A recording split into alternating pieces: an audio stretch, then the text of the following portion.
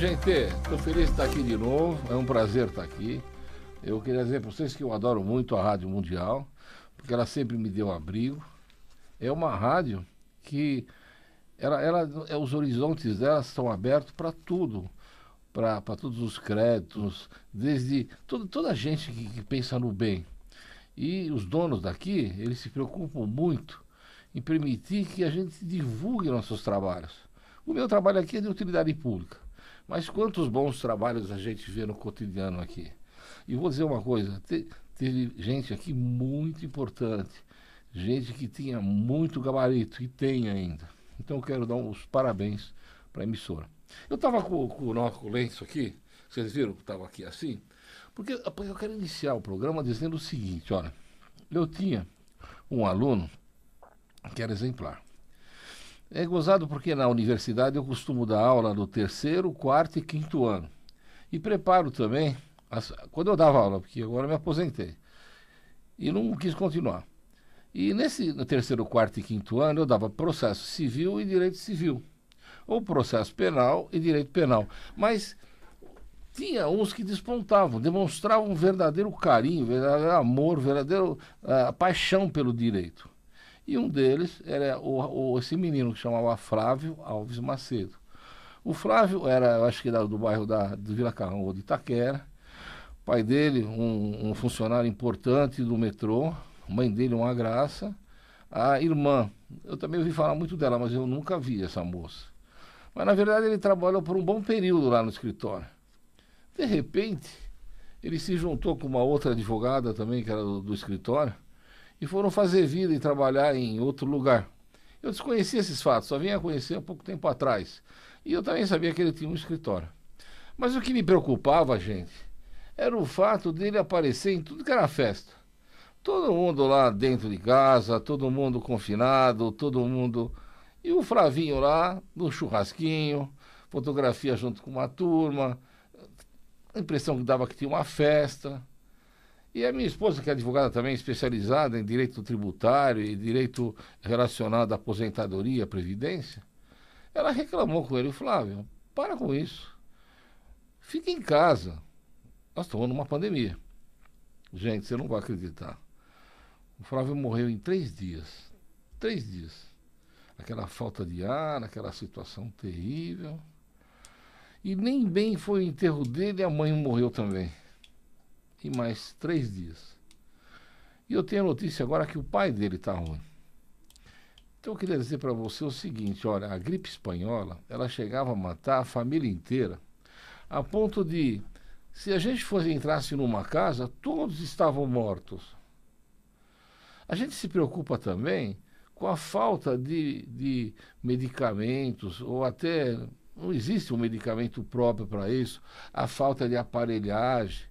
A gente fica com medo também desses hospitais que eles dizem que estão em funcionamento e que não tem aparelhagem nenhuma. Só sei que durante o tempo que pouco tempo que o Flávio foi internado, ele estava precisando ser entubado. Mas mesmo o governo federal mandando aquelas verdadeiras fortunas para o governador que repassava para os prefeitos, a gente notou que ele não tinha essa aparelhagem lá. E provavelmente esse dinheiro deve ter ido para outro lado. Como às vezes a gente abre lá um hospital que não tem nada, é um hospital de campanha que é zerado. Então o medo que a gente tem, de verdade, está falando para vocês, é o seguinte, olha, quando a pessoa vai ser internada num hospital do estado ou um hospital da prefeitura, precisa ver o que está acontecendo lá. O Flávio passava informação por telefone quando ele estava internado no começo, depois tiraram o celular dele. Mas ele reclamava que ele estava sem aquele aparelho de ar que diz que custa 12 mil e eles compraram por 200 mil cada um e que a gente não acha. Não estou dizendo que seja todos os casos assim. A família dele ligou para mim desesperada também, querendo que eu fizesse uma liminar para conseguir a intubação dele. Mas o problema é que a gente não desconhecia nem aonde ele estava. Ele foi internado, parece, em Santo Amaro, depois foi internado em outro lugar. Ele muda de noite, assim, sem comunicar a família. E não dão informação da pessoa para você. E você não sabe ainda se a pessoa está viva, está morta, ou está sendo tratada ou não está. E, na verdade, o nosso grande amigo morreu. Então, duas coisas importantes. Primeiro, tenta fazer um seguro saúde, pelo menos aquele mais barato que tem. Vocês sabem o Prevent Senior? O Prevent Senior, eu não estou fazendo propaganda deles, não. Mas ele funciona. E agora ele está pegando qualquer pessoa. Vamos imaginar também outro lá, tem uns que é muito barato. Mas se a gente tem um seguro saúde de referência, a gente pode entrar com uma liminar e exigir que o diretor clínico, o dono do hospital, o dono do seguro-saúde, ou seja lá que coisa, faça o procedimento ou arrume o aparelho. Agora, no Estado, como é que você vai conseguir localizar onde está o Flávio para poder ver se ele está tendo o aparelho e se ele está sendo tratado? Vocês entenderam o que eu estou falando?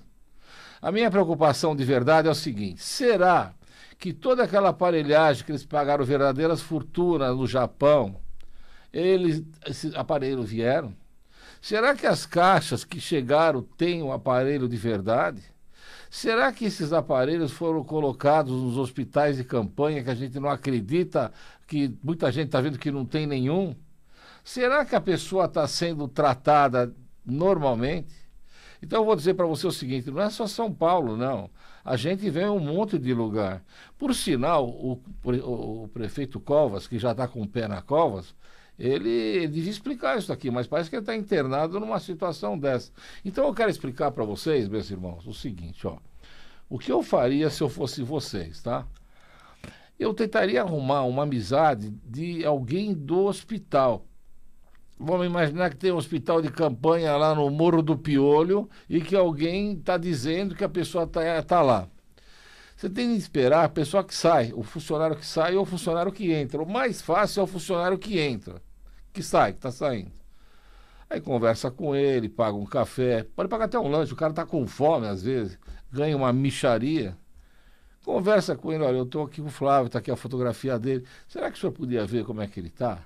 Será que o senhor podia tirar uma fotografia para mim? Olha, só fica tranquilo que não vai ter problema nenhum. Será que o senhor podia dar uma demonstração para mim do que estão fazendo com ele? Porque, gente, eu vou falar para vocês. Eu tenho certeza absoluta que o Flávio, forte do jeito que ele era, novo do jeito que ele era, 32 anos, morrer, sem a gente saber o tratamento, sem eles informar, só para você entender. Eu peguei, a irmã dele estava chorando num dos dias que ele estava lá internado. Falou: Carbone, eu consegui descobrir onde que ele está. Só que eles não dão posição nenhuma. Aí eu peguei e liguei para lá. Eles disseram que não dava posição mesmo, só para médico. O que eu fiz? Fui atrás do Dr. Arnaldo Lombardi. O Dr. Arnaldo Lombardi foi secretário da Saúde por muito tempo aqui em São Paulo. É um homem de referência. E quem me indicou ele foi o vereador Natalino, que é meu irmão. Liguei pro doutor: olha, o telefone dele está aqui, o menino está lá. As últimas informações que a gente teve é que ele não estava tendo tratamento adequado, embora se ele está doente a gente não sabe de verdade. Será que ele está entubado? Será que o senhor podia ver isso para mim? Olha, eu vou contar para você, o doutor Arnaldo ligou lá umas 5 vezes. E eu vi ele ligando. Ele falou para mim chorando: Carbone, eles não dão informação para ninguém. A única informação que eu posso falar para você, depois de 4 dias ele tentando, é que vocês podem levar a roupa dele lá. Então vocês pensam, sabe por que vai buscar a roupa, né? É para enterrar. Então eu digo para vocês o seguinte: não quero dizer que exista corrupção, a gente sabe que tem em todo lugar. Não quero dizer que o nosso governador é corrupto, nem o nosso prefeito, nem todos os prefeitos do mundo. Mas, pelo que eu tenho visto, filmagens que hospitais de campanha não funcionam, não existe. Sabe o que parece? Um circo sem ninguém. Sem palhaço, sem leão, sem público. Eu vi o menino Fábio ser internado, passar mal, enquanto deixaram ele usar o celular, depois tomaram dele, ele contava que estava com problema. E eu acho de verdade que 90% das pessoas que estão internadas Se elas não tiverem tratamento adequado, vão morrer como o Flávio. E o pior de tudo, às vezes o pai vai junto, a mãe vai junto, porque eles vão para o mesmo hospital, que a gente não sabe se funciona. E outro medo que eu tenho de verdade é o seguinte, vamos imaginar, se morrer a família inteira, como é que ficam os menores? O Flávio tem uma sobrinha de 5 anos. Se morrer a mãe dele, que tomava conta, o pai dele, como é que vai ser dessa menina? E como é que vai ser das pessoas que estão trancadas dentro de casa e que tem a desgraça de não ter um plano de saúde, que aquilo também é uma roubalheira do caramba, e que se vê obrigado a entrar num hospital de campanha, que às vezes a gente nem sabe o que tem.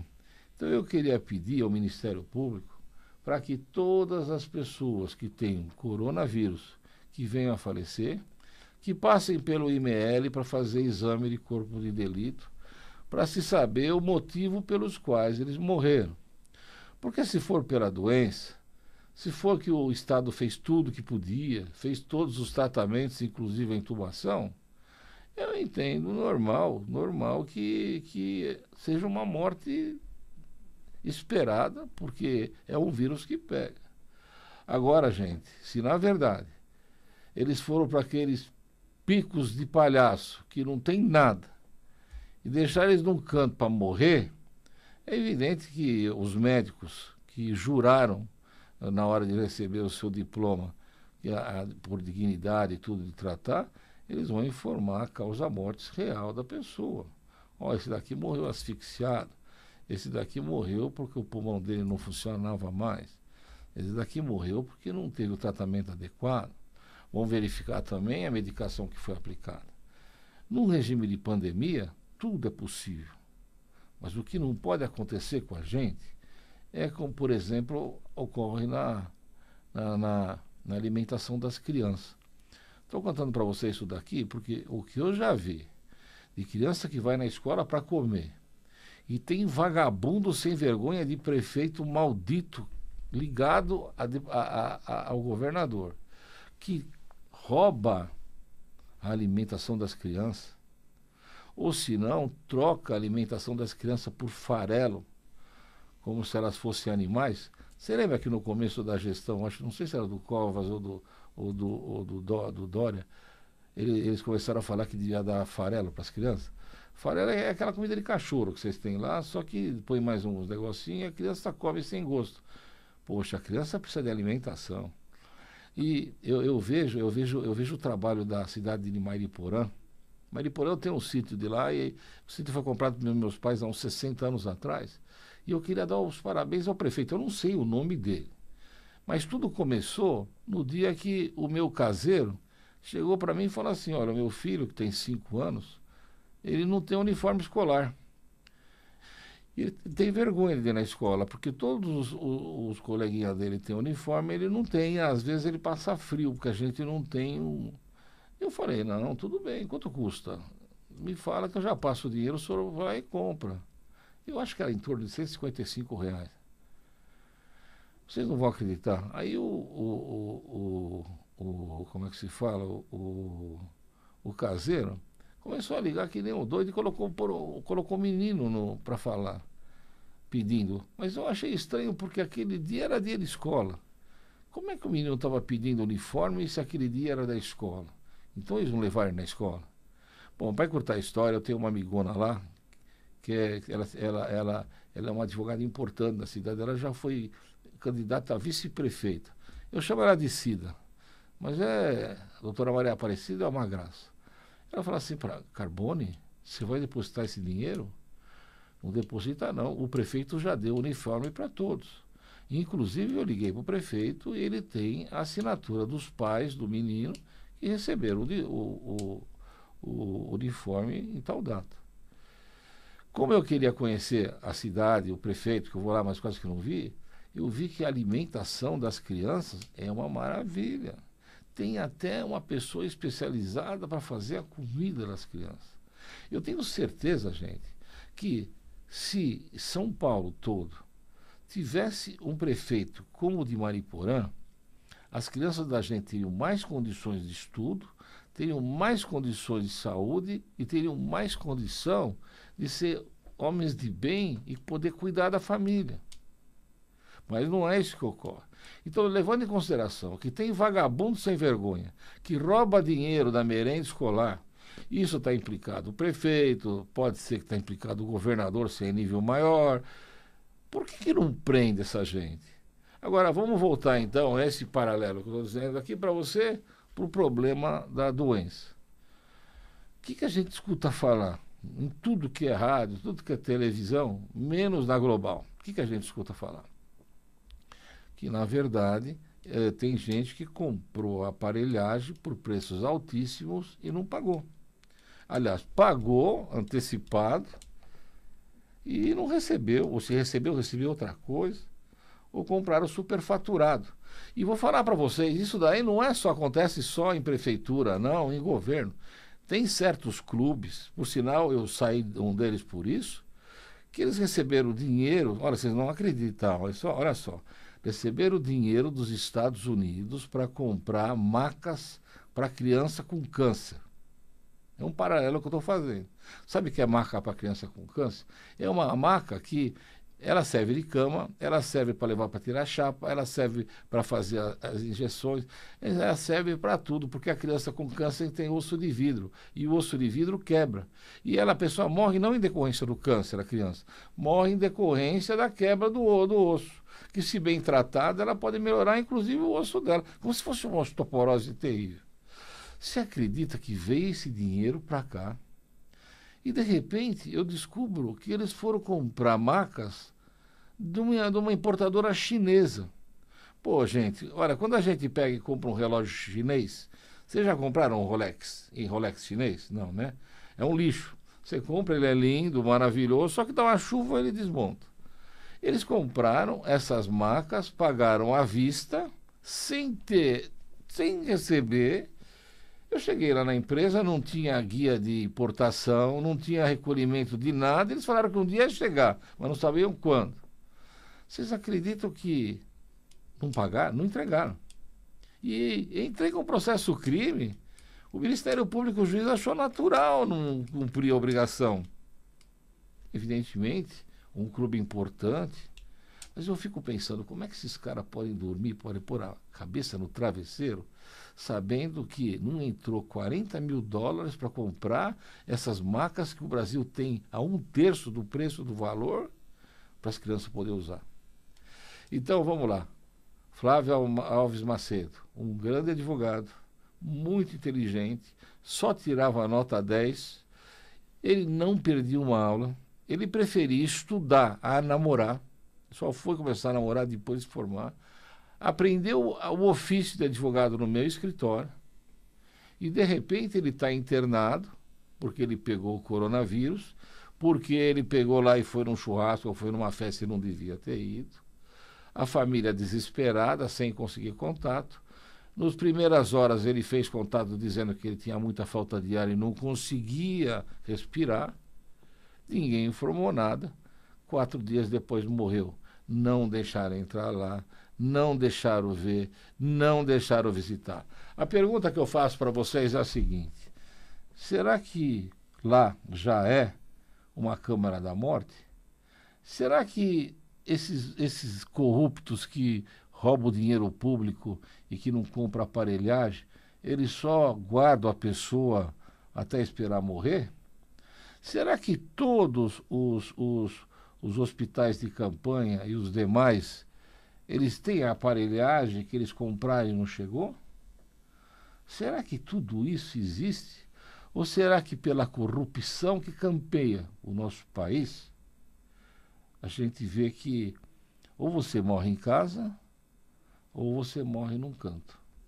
Quero lembrar para vocês também o seguinte: o Supremo Tribunal Federal, ele deu autonomia maior para os governadores e para os prefeitos do que o próprio presidente da República, a ponto de não permitir que o presidente da República tente verificar se está ocorrendo ou não furto e apropriação indébita e falta da aparelhagem.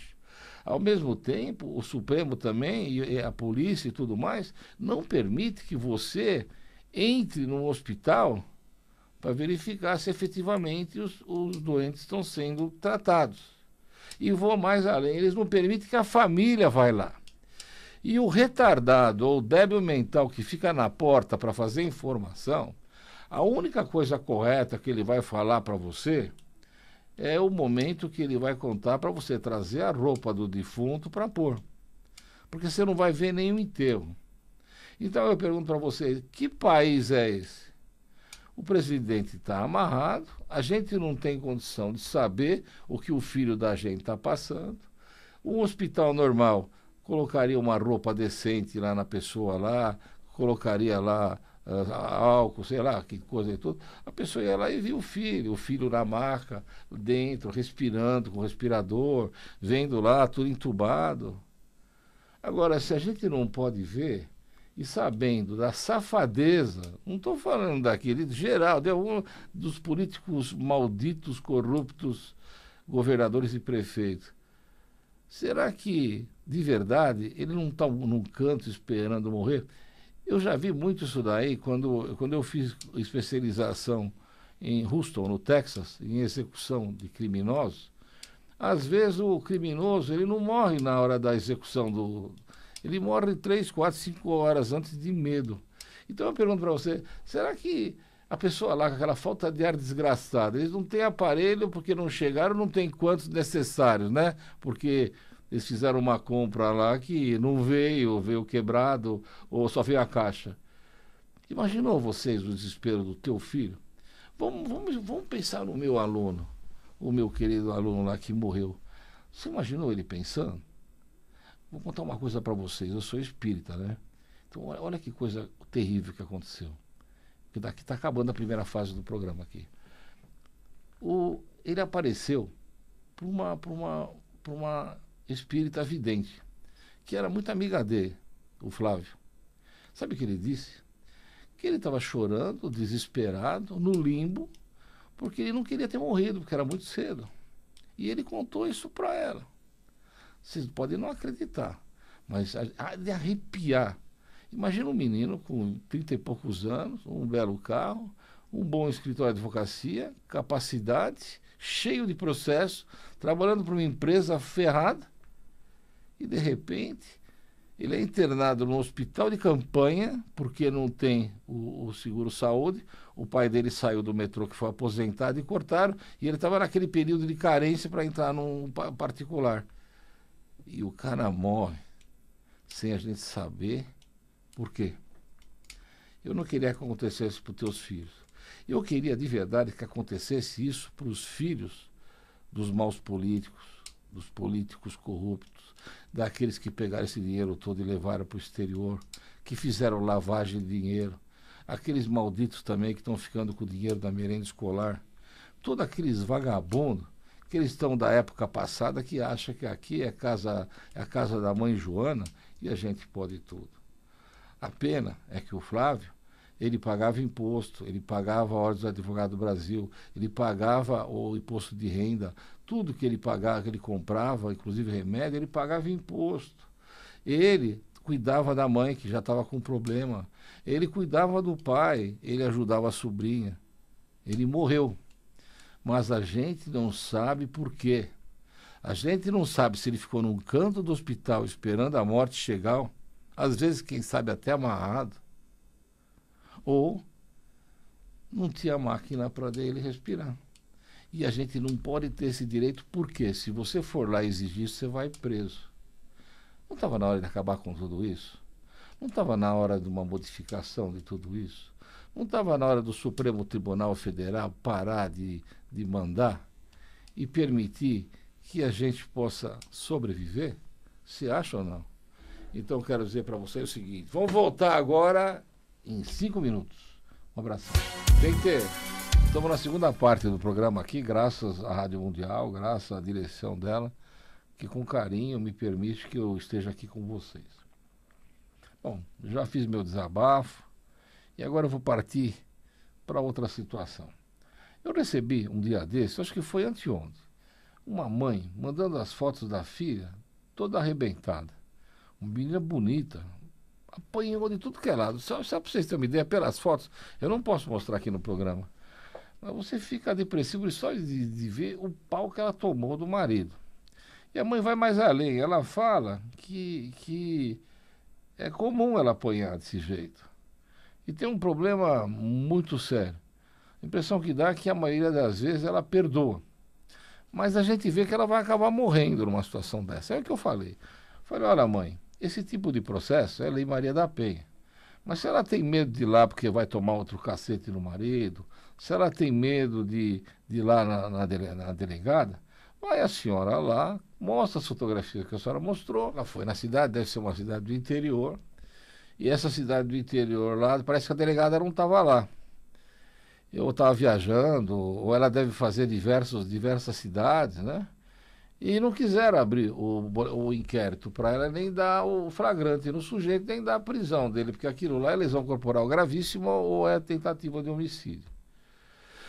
Aí a mãe chegou para mim e falou, a senhora tem de pegar, voltar na delegacia, fazer o inquérito, contar o que está acontecendo e fazer e tomar as providências. Contar que a sua filha não vem, porque ela tem medo do marido e ele pode acabar matando ela. Como eu já tenho diversos casos que o cara dá 5, 6 facadas lá e mata e acabou. Vocês acreditam que ela voltou de novo lá, a delegada não está lá e mandou voltar no outro dia, que é amanhã. Então eu tenho para dizer para vocês o seguinte, ó. E é bom gravar aqui também, porque eu vou mandar a cópia para essa senhora, porque ela mostrar para a delegada lá. Se a delegada não está lá, é evidente que ela tem de ter um funcionário no lugar dela que faça o boletim de ocorrência, instaure o inquérito ao mando dela, depois ela assina, coloca, digita tudo e manda prender o sujeito. Ou chama ele em declarações ou faz alguma coisa e pede uma medida restritiva. Mas a impressão que dá é que não tem ninguém lá para fazer isso daqui. Então o que a senhora tem de fazer? A senhora vai voltar amanhã por derradeiro. A senhora vai chegar lá com as fotografias, olha, a minha filha está aqui, tudo arrebentada, está em casa, o marido dela está levando ela para tudo que é lado para não deixar ela ir para a delegacia. Pode até ser que quando ela voltar aqui, ela vier aqui, ela vai falar que não, mas tem testemunhas presenciais.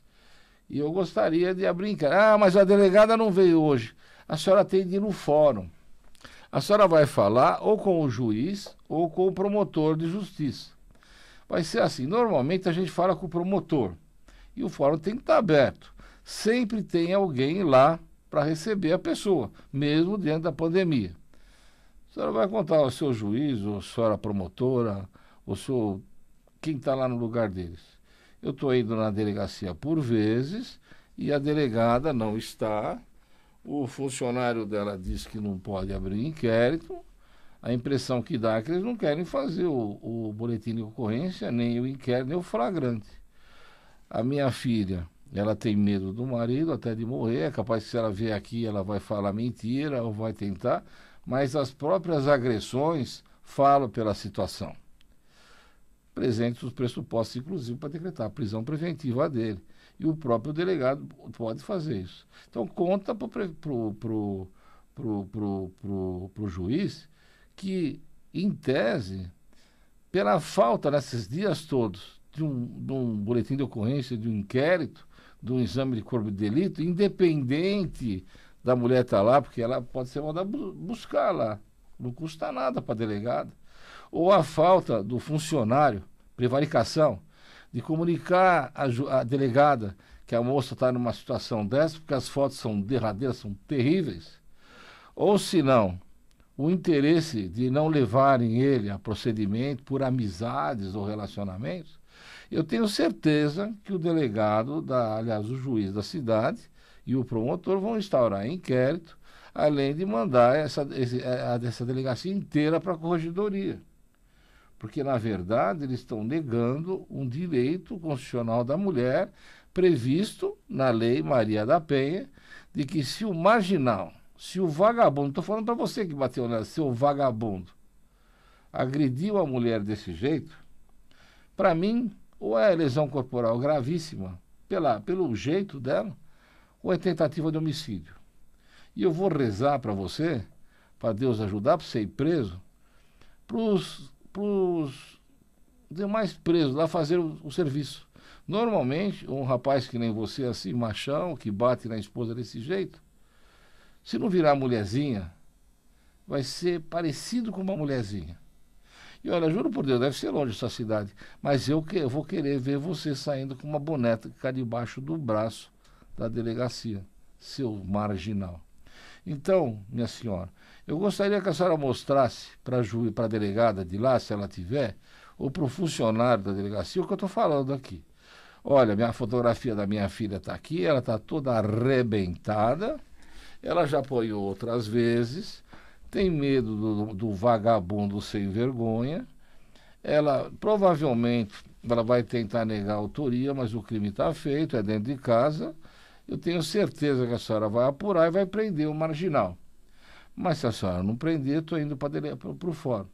Agora, se a senhora ficar com medo de que eles possam fazer alguma represária para a senhora porque eles não querem abrir esse inquérito, vai direto no promotor e no juiz. Às vezes, na comarca da senhora não tem juiz, mas na comarca contigo a tem. E a senhora tem de fazer isso pela tua filha. Vou contar uma história para a senhora. Tinha uma cliente minha que eu gostava muito dela. Ela vendia fruta na frente assim, na própria rua Quintino Bocaiúva, que é a frente do meu escritório. Sempre fruta fresquinha, a senhora tinha vontade de um abacaxi, a senhora comia lá, uma melancia, era legal. E ela contava para mim que o marido batia nela. Eu sempre falava assim, vamos fazer um BO, mas ela não caiu. Um dia ela estava chorando lá, e eu vi as costas dela, estava sangrando mesmo. Aí ela contou que o cara tinha dado 2 facadas, né? Só que não pegou direito e machucou bastante. E ela estava trabalhando porque ela tinha de pagar a escola dos filhos. Ela pagava escola particular, que elas queriam ouvir as crianças melhor. Eu peguei e levei o caso para a delegacia de lá, fiz a ocorrência, aquelas coisas todas, ele foi processado. E eu me lembro do dia que o juiz ia dar a sentença, porque ele maltratou o juiz. Eu vi que era uma penalidade corporal, ou seja, uma sentença que ia para a cadeia. Aí eu vi ela chorando, pedi para o juiz não prender. Falei, oh, excelência, não prende meu marido. Ele melhorou, não me bate mais, eu estou tão feliz. Melhorou até dar dinheiro para as crianças, tudo que ele não dava nem para merenda. E ele prometeu que não vai fazer mais isso.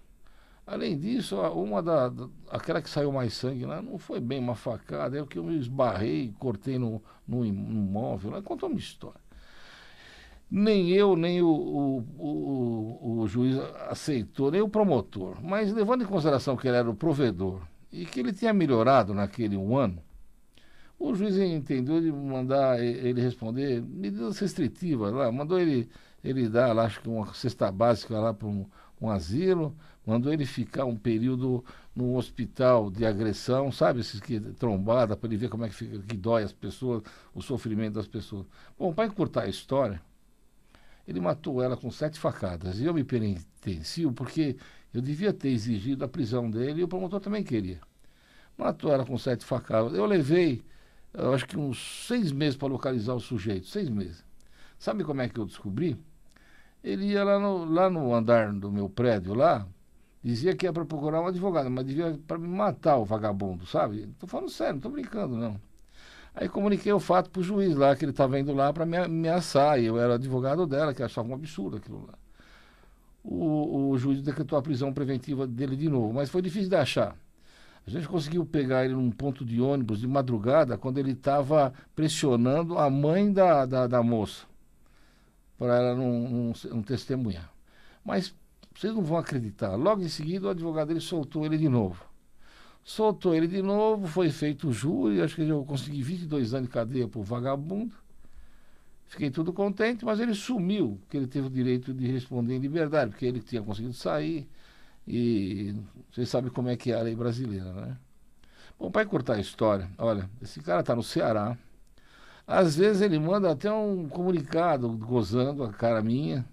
O próprio delegado lá tá puto da vida também, porque ele tá gozando da gente e tá solto. Então eu fico pensando no seguinte, né? Poxa vida, aquela vez lá que ele deu umas facadas nela a primeira vez, poxa, eu devia ter sido duro, o promotor também devia ter exigido, e não devia ter deixado o juiz ficar com pena, esse marginal. Para encurtar a história, as filhas dela que estudavam em escola particular, estão tudo na prostituição. A família largou, já deve ter uma idade aí.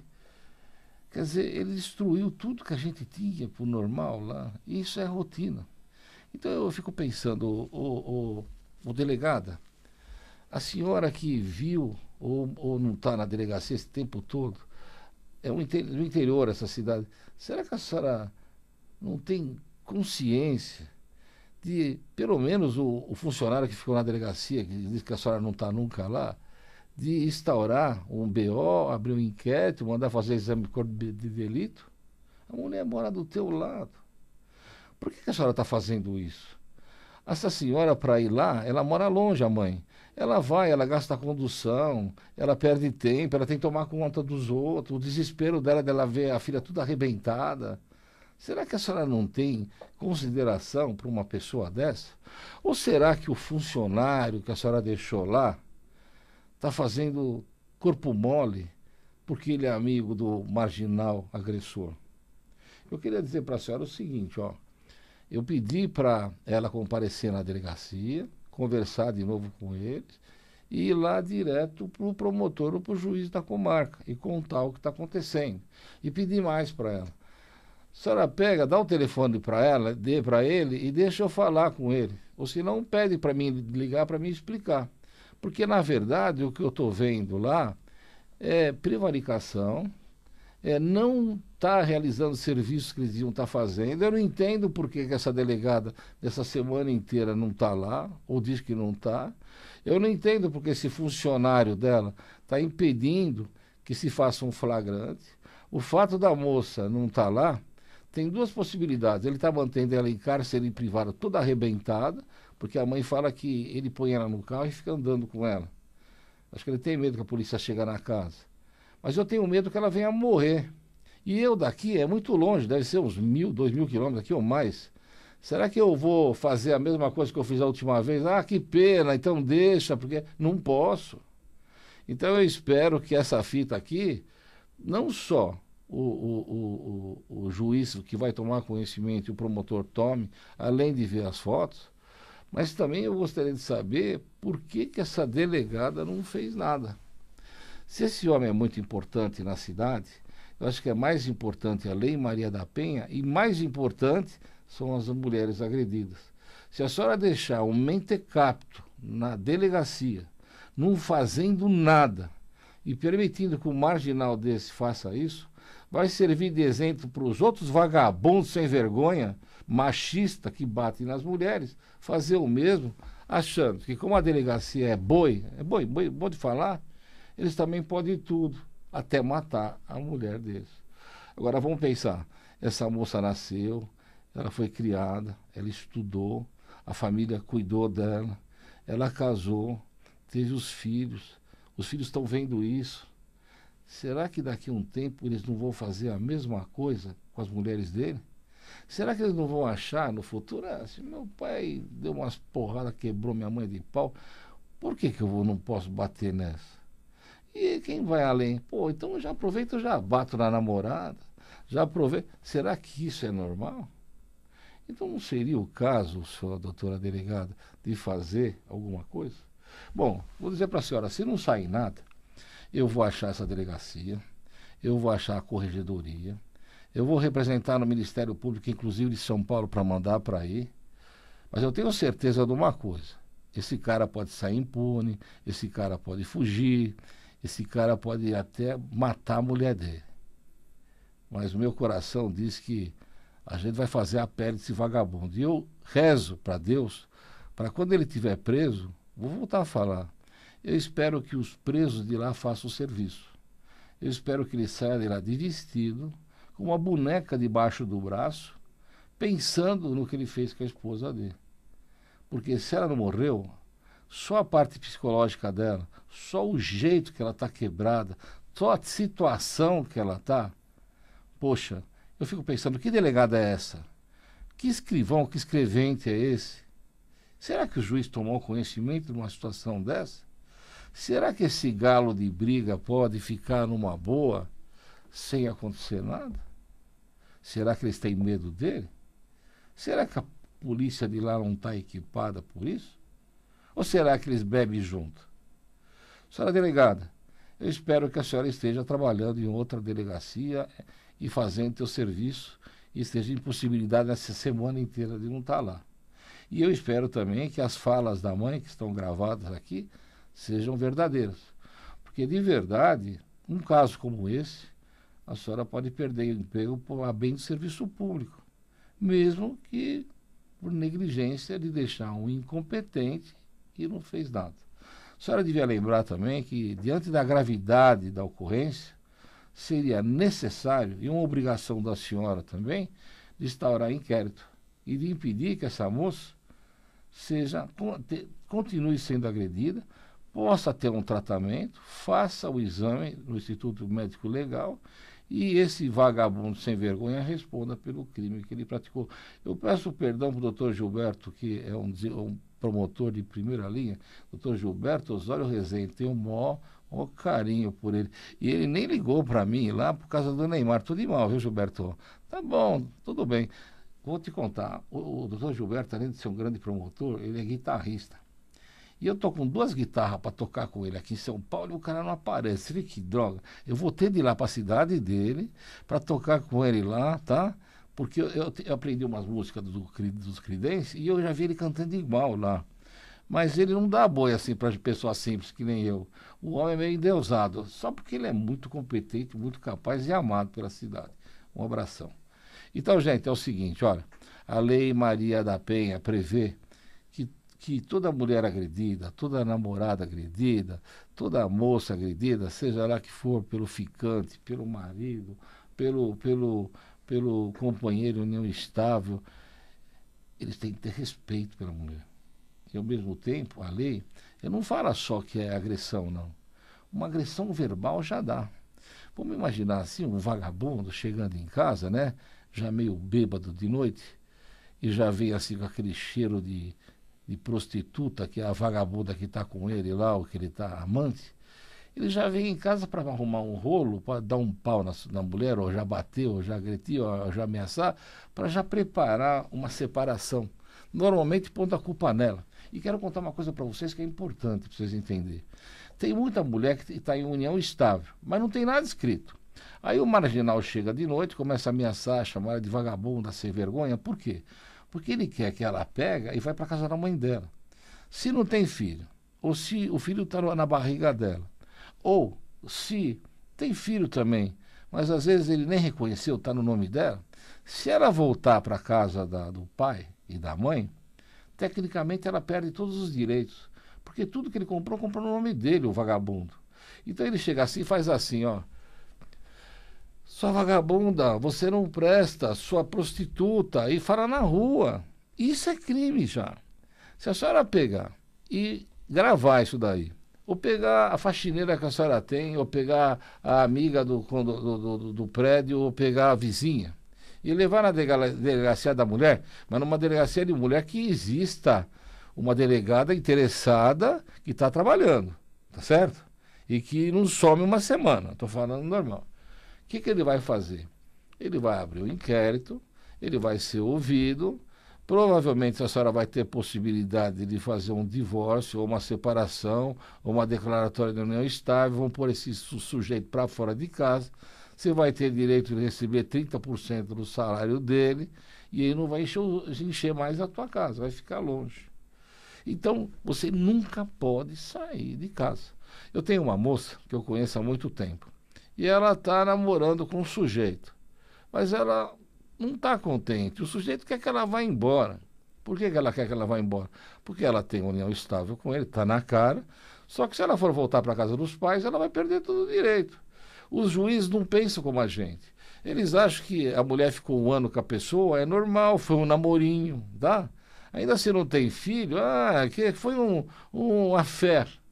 Mas o vagabundo levou ela para casa, usou ela, fez tudo o que queria com ela, fez ela limpar a casa, fez ela tratar dos filhos, fez ela cuidar de tudo, saiu com ela, apresentou como esposa, e por causa que tem tão pouco tempo, o juiz entende que não está preenchido todos os requisitos.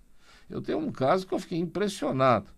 O sujeito tinha 2 mulheres, uma em cada cidade, e eu entrei com união estável, porque tem filho com ela e tudo. Eu consegui bloquear todo o patrimônio dele e, de repente, a juíza fala que faltava um fator lá, a notoriedade. Ou seja, ele ia comer pizza com ela na rua, ele ia todo fim de semana para lá, né?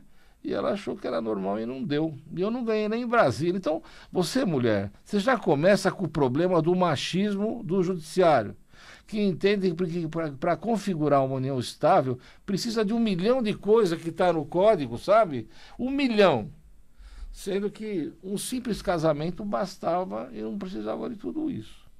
Então você pensa no seguinte, olha, não saia de casa. Mas vamos imaginar que o vagabundo, eu falo vagabundo sem vergonha que começa a tratar mal de você. Ele chega e começa a fazer uma espécie de pressão para você ir embora. O que ele faz? Ele fica lá te xingando, te olhando torto, fingindo que vai te dar umas porradas. Fala, ó, você não vai embora, sai daqui, tenho nojo de você. E começa a te fazer. Liga para o 190. 190 chama lá, vem 2 policiais. Normalmente é um casal. São uns caras meio fortinhos, assim. Eu gosto muito aqueles de cor fortão, assim, que parece o Hulk, sabe? Eu gosto muito também daquelas policiais militares que são magrinha, franzina, ferrada. Aí vai chegar lá e o que está acontecendo? Olha, ele está mandando eu ir embora, eu já estou aqui com ele 1 ano, eu tenho meus pais que estão na casa deles, poxa, para mim eu sou casada. E o cara que quer me pôr na rua de tudo que é jeito. E eu não acho justo daqui. Só estou 1 ano, mas eu sou a mulher dele. Ele me apresenta como tal. E agora ele está me ameaçando. Olha, o senhor está vendo? Eu gravei aqui. Ele me xingando de vagabunda, de filha da puta, e tudo que é nome que tem. Os 2 vão conduzir você e ele para a delegacia. No mesmo instante, vai ser feito lá um BO com inquérito. A senhora vai entrar, pegar esse inquérito, vai levar na delegacia de polícia, no fórum, e vai pedir a separação de corpos para que ele saia de casa. Eu tive um caso que a mulher tinha menos período que essa moça tinha. Ela namorava, ela tinha uma união estável com um candidato a senador, que era muito importante, inclusive era cantor, acho que até hoje é. E eu pus ele para fora da mansão dele e pus ela de volta lá. Aí é uma declaratória de união estável, você está bem na casa dele. Se você tem filho, já vai receber pensão, independente do período. Se não tem, nós vamos pedir uma pensão alimentícia. Quando eu falo nós vamos, é o seu advogado, aquele que te conhece. Eu só estou ensinando aqui para você. Aí você vai ter a garantia de estar numa casa e ele vai para a rua. Isso não precisa agredir fisicamente, tá? É verbalmente, tá? E ele vai dançar. A agressão física é pior ainda, tá? E ao mesmo tempo, gente, a gente vai ficar tranquilo de saber que é um bandido a menos. Eles fazem isso daqui de propósito. Eles pegam as filhas, as nossas filhas, e elas tratam elas como se fossem prostitutas. Eles usam as coitadas durante 1 ano, 2 anos, e depois quer se ver livre e quer jogar fora. As nossas leis ainda não estão de acordo com as leis internacionais. Eles entendem que para ter uma união estável precisa de tanta coisa, mas tanta coisa, que é até difícil da gente conseguir conciliar toda essa situação. Mas, na verdade, se você pega e apresenta, olha, esse é meu marido, ela é minha esposa, estão em festa junto, fotografia, é importante. Teve um dia desse uma moça que o marido falou que não tinha relação sexual com ela há muitos anos. E aí nós juntamos uma série de fotografias dele na cama com ela. Quer dizer, um mentiroso a gente pega pelo rabo, né? Então, gente, é o seguinte, olha, nós temos de pensar que a mulher é aquela que traz pra gente o fruto do amor da gente. Traz nós. Eu nasci do meu pai e da minha mãe. Vocês também nasceram. Então, o marginal que usa essa situação, que usa a parte sexual da pessoa, abusando dela, sem a motivação e dando a entender para ela, em puro estelionato sexual, que vai casar com ela, e por um tempo ele está junto com ela, esse sujeito tem de responder. E não só responder criminalmente se ele ameaçou. se ele tentou pôr você para fora. Então eu falei para minha cliente, você quer sair? Tudo bem, chama a polícia, faz o boletim de ocorrência, conta que ele está te ameaçando, diz que você está indo para casa da tua mãe de medo de ser agredida fisicamente, e aí autoriza a tua saída. Daí deixa para o teu advogado, que ele vai fazer tudo isso certinho. Eu quero dizer para vocês o seguinte, olha, então, hoje eu queria mandar um abração para todos, dizer que a gente está com saudade de todo mundo e falar para vocês uma coisa. Reclama, reclama e reclama. Tem justiça. Nós temos promotores dignos como o doutor Gilberto Osório Rezende. Nós temos juízes magníficos e nós temos gente de primeira linha que certamente vão mostrar o caminho do agressor e poder dar uma melhor condição de vida para você e das crianças. E que sirva de exemplo também que se o filho vê o pai preso porque agrediu a mãe, quando ele for casado, ele vai pensar no cuidado que ele vai ter para não seguir a trilha do pai e acabar numa cadeia e, quem sabe, ser usado por um monte de preso que não aceita esse tipo de coisa. Na hora que joga ele no cárcere, ele fala assim, ó, o artigo dele é agressão à mulher. É difícil não sair uma menina de lá. E eu vou contar, eu não tenho pena. Eu fico até contente. Fica um abraço para todo mundo, até a semana que vem. Que Deus proteja e guarde vocês, em nome de Jesus.